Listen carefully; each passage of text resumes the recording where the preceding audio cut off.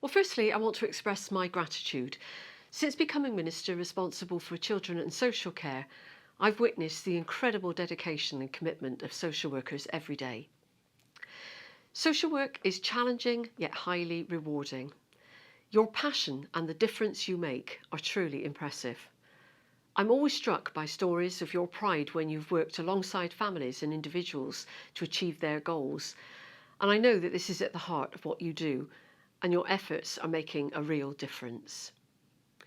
Your well-being is incredibly important to us, and we're prioritising well-being in our workforce plans. Services like Bazu Peer Support and Canopy, the free mental health support service, are available to you, so please do utilise these resources. Your response to the demands of your role showcases your professionalism and compassion.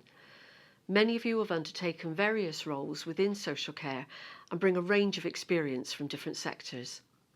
What always strikes me with social workers is your drive to help people, and I know that many of you chose this career because you want to make a difference in people's lives, and we want to make sure that you know how valued you are.